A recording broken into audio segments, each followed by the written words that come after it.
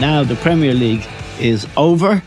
Yesterday was one of the most dramatic days we've ever seen, really, at the end of Premier League season.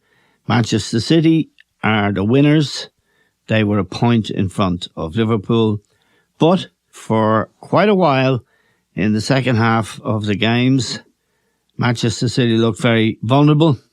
2-0 down at home to Aston Villa, and it looked like it could be very bad news for them. I'm joined now by John Giles to talk about the weekend games, but also about the season in general. John, Manchester City 2-0 down with 20 minutes to go to Aston Villa, and they got 3 goals in 5 minutes. And a player that I don't think either of us quite appreciate or admire as much as Pep Guardiola does, Gundogan, who started on the bench, went on in the second half, and really 2 very important goals. First of all, what did you make of the match in general? Well, as you say, City didn't have a good first half at all. I mean, it looked like it was all over.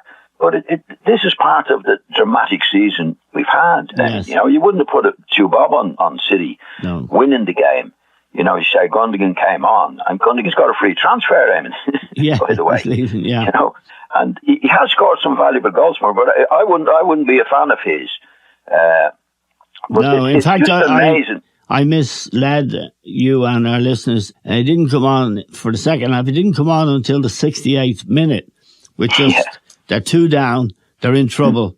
And they were in trouble, weren't they? They weren't really playing as fluently, say Kevin De Bruyne, for example, who'd ripped Wolves apart last week. He wasn't doing it.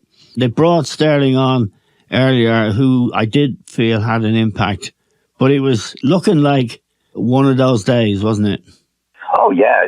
And it shows you what football is like, how dramatic it can be. And that was one of the games. We've seen them over the years, but that was one of the... You wouldn't have put 2 bob on Manchester City at that particular stage. Yeah. And then from nothing, they fly off and get 3 goals in what you say is 4 or 5, 5 6 minutes. 5 minutes. Yeah. It's just incredible. But it shows you what the game is like. I mean, it's never over till it's over. And to be fair to City, they stuck at it and got the goals when it really, really mattered, as we know. I mean, this is to win the league or lose the league at that particular stage. So it's been an unbelievable season with the rivalry with City and Liverpool. Yeah, and it's not the first season. 3 seasons ago, they were in the same situation. Liverpool driving them all the time, went down, lost by a point. But this was even more dramatic because of the last day scenario. And also, of course, for City, I would have thought in Pep's mind and it may be in the players' mind, we're out of the Champions League. We're not going to be in that next Saturday. We're not going to blow the league as well. That must have been adding to the pressure. Oh, yeah, it was huge pressure on them, And it went to the match. I mean, sometimes the pressure is on before you get to the game, but you get a good start and you get in front and you're okay. But this didn't happen. It was looked like they were beaten. Yeah. So it's been a dramatic season. I mean, Liverpool have been terrific. But I must say now with Pep in the league, they finished, I think, 5 goals better than Liverpool. Yes. Over the season. Yeah. Without a recognised scorer. Yeah. It's unbelievable, really. I mean, I just read down with Liverpool. I mean, Liverpool have been fantastic. But you've got Salah, Diaz, Mane, Jota, Firmino, Origi. I wouldn't have backed City at all start the season when the Harry Kane situation fell through. Yes. Yeah. Left them without a really down and out, a regular goal scorer. Yeah. And to finish 5 goals ahead of Liverpool I didn't realise it until yesterday that they scored more goals than Liverpool did. But it's been a great season for them. I mean, the season that Liverpool are having, especially if they go on now and win the Champions League, we're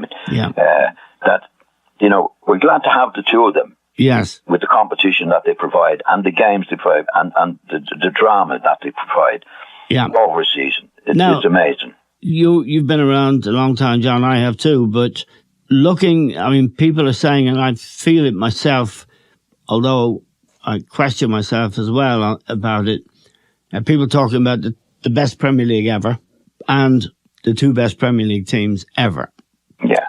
Now, I think that's a big statement because, as I think we talked about it with Liam in the last 2 weeks, that's a hard call to make. What's your view, John? Let's take Liverpool first. Yeah. Now, where do they rank? Or should we even have this conversation? Because sometimes when you're saying somebody's as good as Pelé or better than Pelé, the greatest player of all time, those kind of comparisons aren't really helpful. Was Jack Nicklaus better than Tiger Woods and all that stuff? So we don't want to go down that rabbit hole. At the same time, Liverpool compared to the Kenny Dalglish, Ian Rush teams, Mark Lawrenson, Alan Hansen, Ronnie Whelan, great players that they've had down the decades. Well, I think it's a very, very... Well, first of all, a lot of people who say these things, I'm the best ever. Yeah. Some of them haven't seen the old teams. Exactly, yeah. They weren't there. They weren't born. You know, you're going back to the first Liverpool, the great first Liverpool team under Shankly. Yeah. You know, they had a forward line of Callahan, Hunt, St. John, Thompson. Yeah. You know, people wouldn't remember them. I mean, you obviously do, and I do. We played against them. Yeah. These were brilliant players. Yes. And then later on, you come along with the Paisley Liverpool team. Yeah. You know, the Keegan came into it, and then Graham Souness and Alan Hansen. Yeah. Kenny, you know, like these were great players. And it's very, very hard to compare them with each other. Yes. Because first of all, the conditions of today with the grounds and the pitches is unbelievable. And like in the old days when the old Shankly team when Don Nye was playing, like some of them would be mud heaps, Eamon. Yeah. Yeah. And the standard had to be good. So, like, great teams are great teams in any era, in my opinion. I agree with that. You know, I mean, the Shankly teams could only do what they could do in their particular day. Yeah.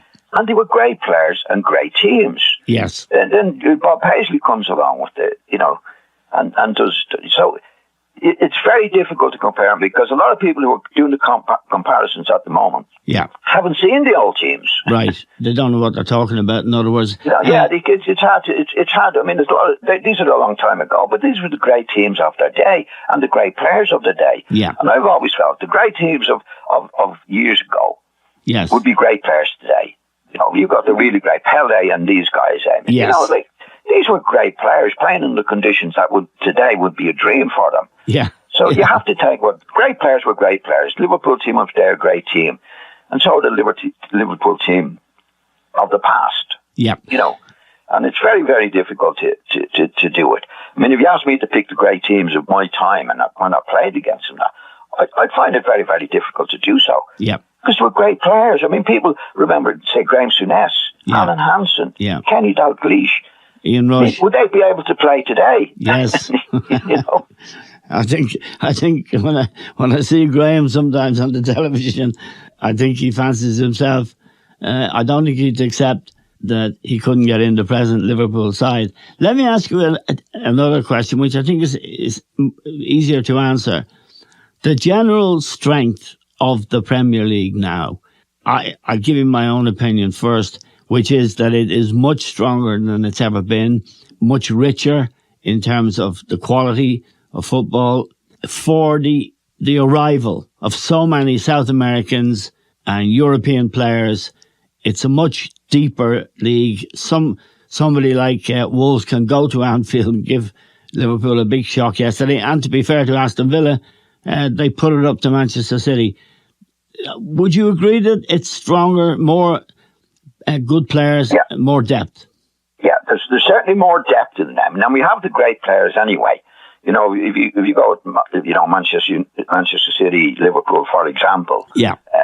You know, there's some great players in those teams. But what has happened over the years, I mean, again, I'll go back to my time. The money wasn't in England. Yeah. Or the English League, or the first division in those days. Like if you go back over it, John Charles, back in 1950s, I think it's 57, who was one of the great players of all times, yeah, is sold from Leeds for 60 grand. Yeah. Like, and in our time, Italy became a fashionable place to go. Yes. Because they had the money. Yeah. And the money attracts the players, Eamon. Yeah. And what's happened in recent And the coaches. And the coaches, of course. I mean, you look at the Premiership now, the Premier League. Okay, there must be 50%, Eamon, what we would regard as foreign players. Oh yeah, at least. And I'm looking down the league table as we speak, and I'm only coming to the first British manager, if you like. It's David Moyes in 7th position, and Leicester with Rodgers in 8th position. Brighton, but all the top 6 managed by foreigners, and 2 of them but German, and of course Antonio Conte at Spurs, and we've seen in his case what a difference a world class coach can make. But just to go back to something you said before, it's hard to convey to younger people now the bumpy, bad pitches in the springtime. Not so much the mud, but the dust and the state of the grounds was just appalling. Yeah. And you had to get on with it, Eamon, because we didn't know anything better than those days. Yeah. You know, what happened was they used to have no drainage on the pitches. Yeah. So when you got into the summer, when it started, Eamon, the pitches were fine. But then it got to the rainy season around September, October, November. Yeah. And the rains came. And there was no drainage. Yeah. So it would the players would chew the place up. Yeah. You know, the grass up. And then you had no grass whatsoever. Yeah. And spring came in, and then it'd be a bit dusty, and it would level out a bit. But when you see the conditions today, they're unbelievable. But the Premiership and Italy or Spain, wherever it might be, wherever the money is, wherever it is, it attracts the best players and attracts the best coaches. And that's what's happened to the Premiership in recent times. Yeah. Murdoch is the man who's done it with the television, Eamon. Yeah. He gives it all the clubs, I think it's 150 million every season, right? And he's a very, very clever man. He knows if the Premiership bring in the best players, Eamon, they have the best league in the world, and you have people in America and China and that buying the Premiership.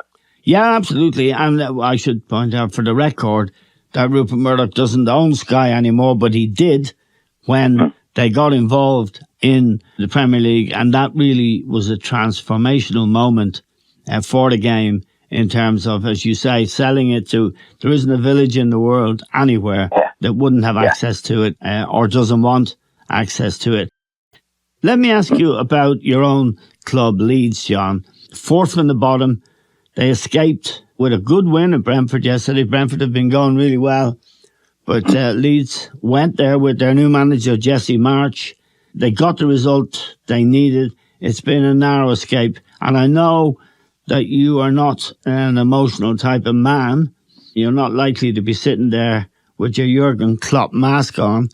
However, you were invested emotionally in this team because I spoke to you in recent weeks, and you really wanted them to stay up for emotional reasons as much as anything.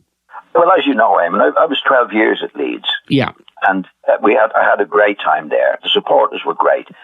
And these supporters came along at that time when Don Revie took over. Leeds weren't a well-supported team, Eamon. No, Leeds is a rugby league town, I should explain. Yeah, and cricket. Yeah. Yeah. So Leeds were, and then Don Revie created a team I was there for 12 years, and over those 12 years, they won a few trophies and got the crowd going to the matches from all over the country. Yeah. And I must say, the support at Leeds in my time was brilliant. Yeah. They really loved the club. They stuck with them. They've had bad times, as you know, and they're there again. Yes. You know, and they're a great home crowd. There's no doubt about that. And there's a lot of them, Eamon, you know. And when I saw them at the matches and they were struggling, and I must say, I'd have to feel sorry for them. Yeah. Because it means so much to them. Not just Leeds, Liverpool will be the same. All the clubs are like that, but we're talking about Leeds at the moment. Yeah. So I'm delighted for the players, for the fans, Eamon.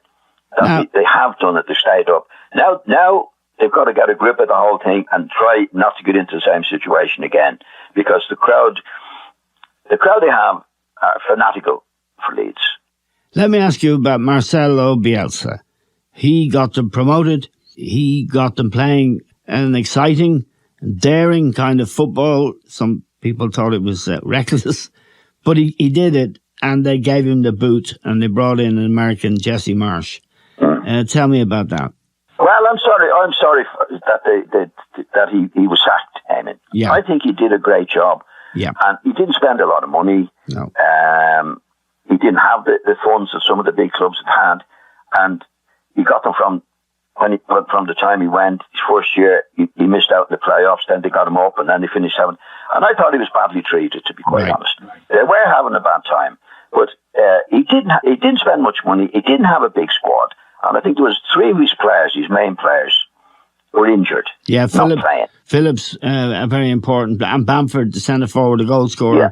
And Phillips, who is a current England international and in the team as a first-choice player and was in the Euros. Yeah, so they didn't have the backup. I mean, when those players got Cooper, the captain, and he was injured as well. Yeah. So I felt sorry for Bielsa, because what the owner said at the end, that they weren't living up to he wasn't living up to the performance, and that wasn't living up to their expectations. I mean, what did they expect? You know, here's a guy that came in, got them up from nowhere, didn't spend any money, and in my opinion, they should have, when the close players got injured, they should have backed him by getting players in. They didn't do that, and then obviously they were losing matches. But I must say, I thought he did a great job for him, and I was sorry. Yeah. I don't think he was treated very well when they were sacking him. Now, Eddie Gray, a former teammate of yours and a close friend, of course, great player too. Eddie's still working for Leeds, and I understand the new manager, Jesse Marsh, asked him to say a few words to the players on Friday about the history of the club and the responsibility that was on them. Yeah, Eddie is still attached to the club, Eamon. You know? Yeah. I don't know in what capacity. He's not on the playing side anyway, but I believe that happened. Yeah. And Eddie would do that. You know, he's like he is an ambassador for the club, as you say. He's one of the great players. So it didn't do any harm because he went on to win the match. But Eddie is a regular at the club and has been. He's been an ambassador for years and years. Yeah. He's a great pal of mine, and as you said, he was a great player. So he would be emotionally attached to the club. Of course, yeah. And by the way, did you know that I was an ambassador for Millwall? No. No? There you go. Are you kidding me now? Are you? I'm kidding you, yeah. Okay. But I'm in the Hall of Fame as well. And I'm not kidding you about that. Did you know that Millwall had a Hall of Fame? No. Well, I'm in it. No. Good for you. Well, you had 8 or 9 years there, didn't you? I did, yeah. And they were a good team. That was the only qualification. I'm sorry, John. We'll move on. I want to ask you, we've talked about Manchester United, and I'm sure Manchester United fans dread another conversation about how bad they have become, and yet they finished 6th in the league, and I think they qualify for the Europa League next season. And the new coach, Ten Hag, has had very successful time with Ajax. He's coming into what is really a daunting task, isn't it, John?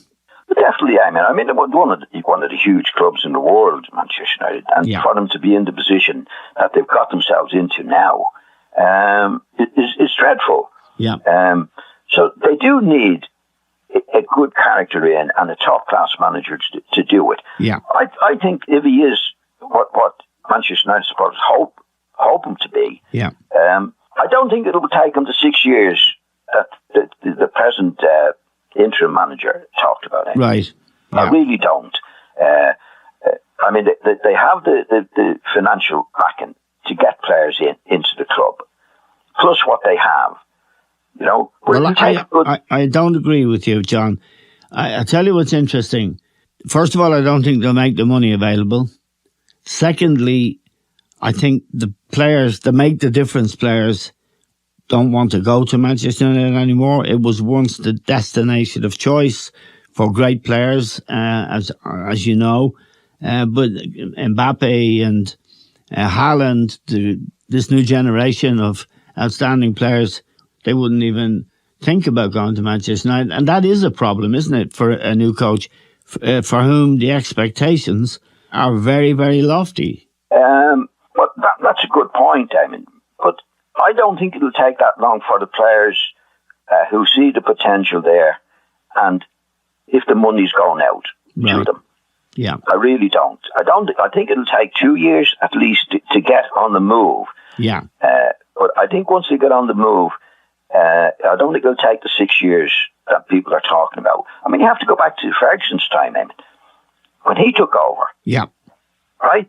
It took him 3 years. 3 years, John, and he was lucky in a kind of way. There was one game, I think it was a cup game against Oxford United, and it was being said in the media before that match, if they were knocked out by Oxford United, he was gone. Yeah, and they won. Yep. I think they won. They kept him going. Yeah, fella, there's Paul no Robbins doubt. got the goal. He was very nearly sacked at Manchester United. Yeah. But they didn't sack him, Eamon. No. But it took him 3 years. Yeah. Right? Yeah. And when he took over, it was a shambles. Well, not as bad as it is now, but when he took over, it was a shambles. So I think they have the resources. I think they will attract big players, Eamon. You know, it's still Manchester United. He's a big job to do. There's no doubt. Yeah. He's going to have to really, we know he's done a good job where he is now. We know that. But can he do it at Manchester United? But if he's the real McCoy, I don't think it will take him anywhere near 6 years.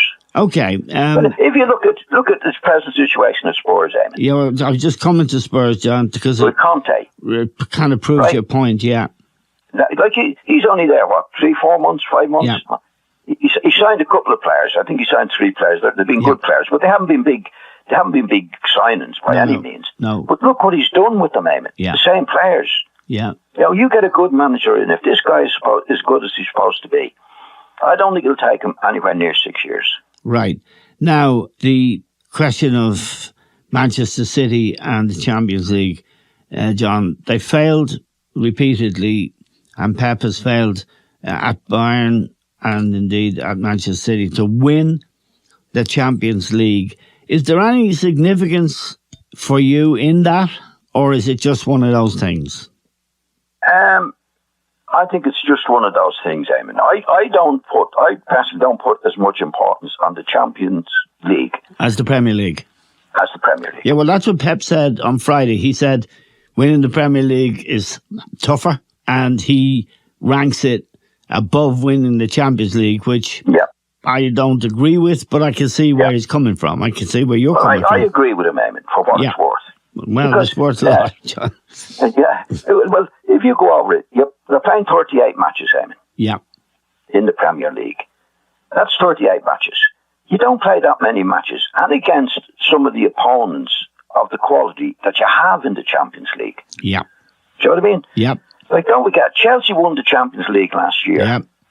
Right? Does that make them a better team than Manchester City? Not on the stats, John, because they're 19 points behind them in the Premier League. Yeah, well, that's what I mean. It's great to win the Premier League, Eamon. Well, funny enough, Eamon, when I was at Leeds, I played in what was then the European Cup final. Yeah. We didn't win it. Yeah. Okay. But we won the league twice, and those days it was 42 matches. Yeah. And I always felt, as a professional footballer, that they have to have that consistency over 42 matches, Eamon. Yeah. Right? And that's hard work. Yes. And now it's only 38 matches now. But if you look at the Premiership now, Manchester City have to overtake or beat Liverpool, Chelsea, Spurs, Arsenal, Spurs, Man U, all these top clubs. I mean, you don't get that quality in the Champions League. That's true. Actually, most of the quality now is coming from the Premiership. Yep.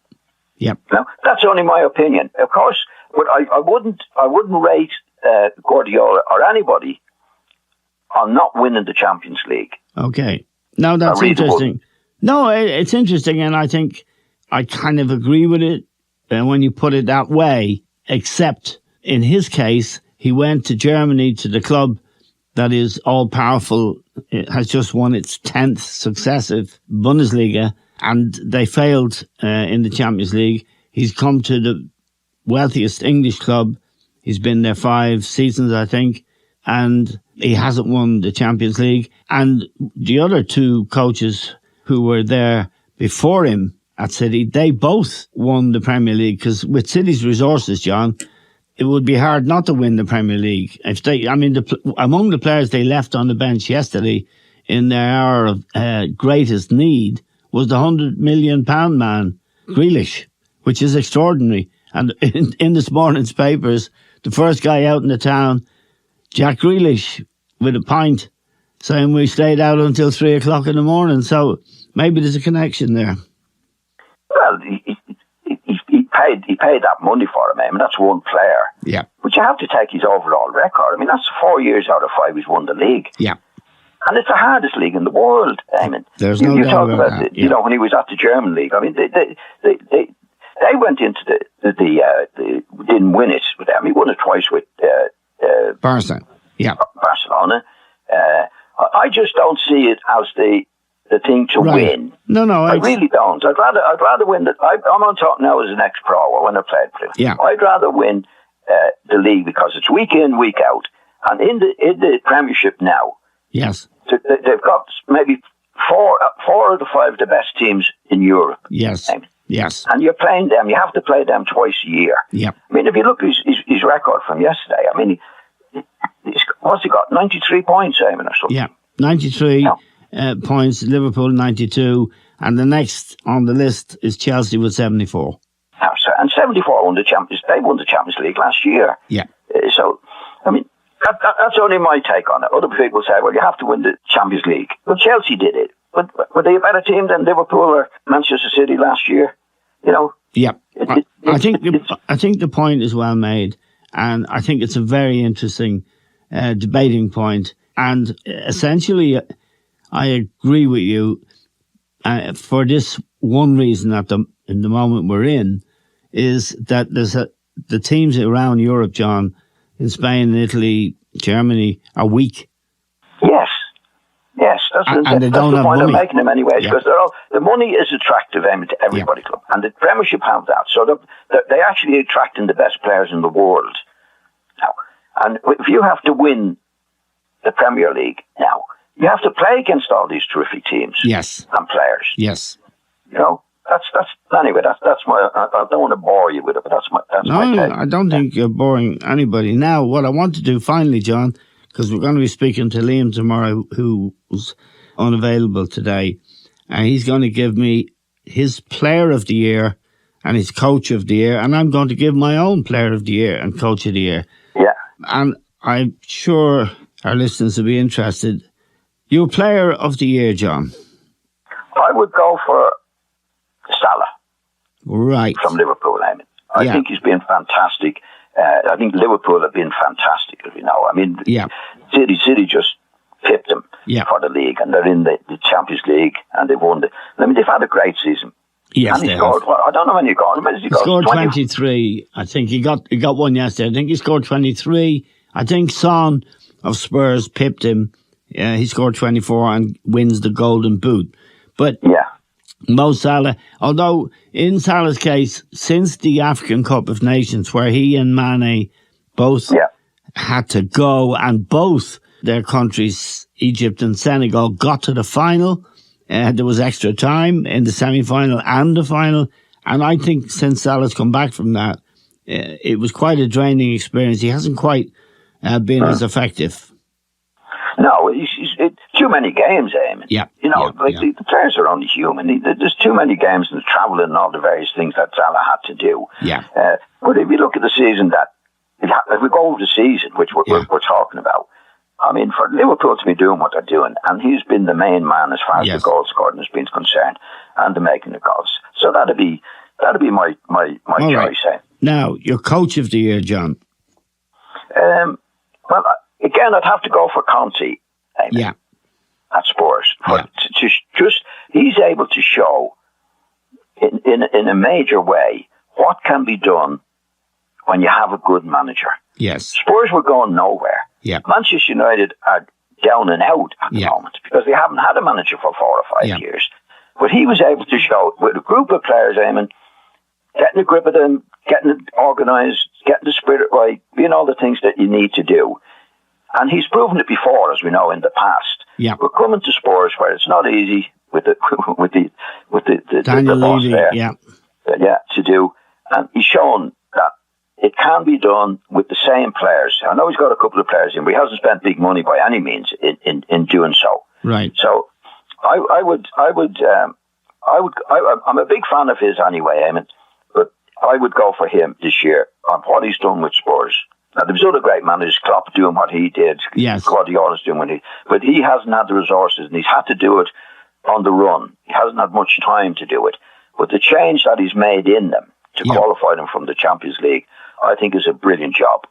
Right. And I'm going to give you my manager of the year, and our listeners, of course, Antonio Conte. I agree with you. I think he's done a brilliant job at Spurs, getting them into the Champions League next season, getting Harry Kane going again, getting Son going again, turning Eric Dyer into a player, which we never thought we'd see, John. And as you say, he went to Juventus and got a couple of players there, and he has done a fabulous job. I find it much more difficult to pick a player of the year, but I'm going to go for Andy Robertson of Liverpool. I think he's a brilliant fullback. He's a brilliant defender. His attacking play is superb. I think he's one of the most important players in the team in terms of geeing up the other guys when things are a bit flat. A real good player. I know you share my admiration for him, don't you? He's great. He's great, Eamon. He's a good. He hardly gets a mention, really, with the top players that Liverpool have. Yeah. But week in, week out, the first thing you look for players, Eamon, is attitude. Yes. Do they have the right attitude? Because we know a lot of players who have the ability but don't have the attitude. He's a perfect example of that. Yeah. No fuss, no bother. No. Gets on with the job. He's not looking for any headlines. He's not looking to be one of the stars. Yeah. He is one of the stars, but he just gets on with the job. He's a brilliant defender. He makes a certain amount of goals, but he's just a really top player that as a manager you'd want in your club. Yeah, he scored. He rarely scores, but he scored in Liverpool's hour of need yesterday. He scored the third goal in the 90th minute. But final point about him, John, 8 million he cost from Hull City. So it just goes to prove, doesn't it? And we know, I think we've talked so many times before, publicly and privately, about how resourceful Liverpool have been with players like that.